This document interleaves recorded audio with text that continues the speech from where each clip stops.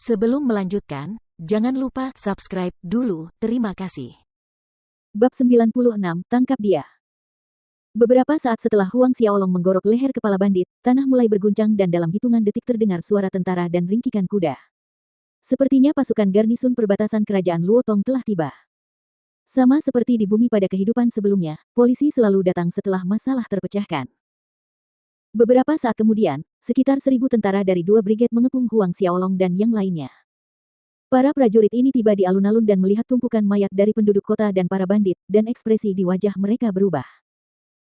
Meskipun tak seorang pun tahu apa yang terjadi, masing-masing dari mereka dapat menebak secara kasar apa yang terjadi. Jenderal Qin, lihat. Yang itu mirip Ning Fei dari keluarga Marsial Ning, saudara dari patriark keluarga Marsial Ning. Seorang letnan jenderal tiba-tiba menunjuk mayat kepala bandit sambil berbicara dengan Jenderal Qin Si Plus. Tatapan Jenderal Qin Si mengikuti arah jari itu, dan ketika dia melihat tubuh kepala bandit, dia mengerutkan kening, ya, itu adalah Ning Fei. Ning Fei ini telah melintasi perbatasan dan melakukan beberapa kejahatan, tetapi dia melarikan diri terakhir kali, dan inilah alasan Qin Si mengenali Ning Fei. Jenderal Qin, dengan kematian Ning Fei, masalah ini akan sulit ditangani. Ning Wang pasti akan menekan kita melalui Raja Kerajaan Baolong untuk membuat kita menyerahkan pembunuhnya. Letnan Jenderal itu berkata, dan dia menambahkan, kau mengerti. Qin Si mengangguk. Jika orang itu tidak memiliki latar belakang, maka tidak apa-apa, tetapi yang meninggal adalah Ning Fei, jadi pasti akan menimbulkan masalah. Siapa yang membunuhnya? Qin Si menunjuk ke arah kepala bandit dan membentak. Aku membunuhnya. Huang Xiaolong menjawab dengan acuh tak acuh. Tangkap dia. Qin Si memberi isyarat kepada para prajurit. Ya, Jenderal. Dan beberapa prajurit mengepung Huang Xiaolong. Berhenti. Beraninya kau. Bentak Chen Feirong dengan marah, lalu berjalan menghampiri para murid dan guru dari Akademi Bintang Kosmik, menatap Qin Si dan para prajurit dengan penuh amarah. Ada senyum dingin samar di wajah Huang Xiaolong saat dia melihat Qin Si, dan suaranya yang tenang terdengar, menurut hukum kerajaan, membunuh bandit perbatasan adalah perbuatan baik yang akan dihargai. Jadi, aku ingin bertanya, mengapa kamu tidak mengikuti hukum kerajaan dan ingin menangkapku saja? Qin Si Plus tersedak mendengar kata-kata Huang Xiaolong. Lancang. Bocah cilik, kau telah melakukan pembunuhan yang kejam, namun kau masih memimpikannya penghargaan yang pantas. Qin Si belum berbicara ketika Letnan Jenderal di sebelahnya sudah marah, ayo, tangkap bocah cilik itu.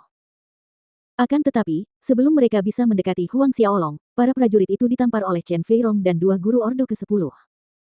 Kalian benar-benar berani memberontak. Letnan Jenderal itu melihat 3 orang menghalangi prajuritnya, dan menanyai mereka dengan keras, menuduh Chen Feirong dan 2 guru itu melakukan kejahatan besar. Benar-benar tuduhan yang kurang ajar.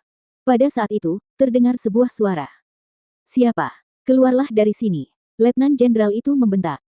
Sebuah jalan terbuka di antara para siswa saat seseorang berjalan ke depan, dan itu adalah Pangeran Lukai. Ketika Qin Si melihat Lukai, kulit wajahnya menegang karena ketegangan. Namun, Letnan Jenderal tidak mengenali Lukai, pergi dan tangkap dia bersama-sama. Berhenti.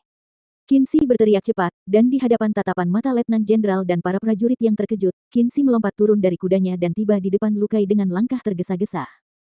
Dia berlutut dengan satu kaki dan memberi hormat, Qin Si memberi hormat kepada Yang Mulia Pangeran Lukai.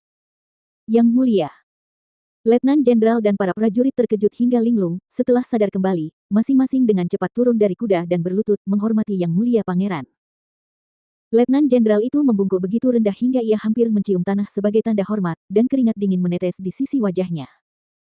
Kalian semua berdiri, tetapi untuk kalian, tetaplah berlutut. Lukai mengizinkan Qin Si dan semua prajurit lainnya untuk berdiri kecuali satu Letnan Jenderal yang diperintahkan untuk tetap berlutut di tanah. Qin Si berdiri dan berjalan ke samping Lukai, sementara Lukai mengamati Letnan Jenderal itu dengan tatapan dingin, kau memerintahkanku untuk ditangkap. Butiran keringat dingin di wajah Letnan Jenderal semakin membesar, dan sambil bersujud dengan kejam, dia memohon, saya tidak tahu kalau itu adalah Yang Mulia. Saya harap Yang Mulia memaafkan kesalahan orang ini. Lukai melanjutkan, kamu bilang kami ingin memberontak. Letnan Jenderal itu langsung pucat pasi, tidak tahu harus menjawab apa, dalam hatinya dia sudah siap mati.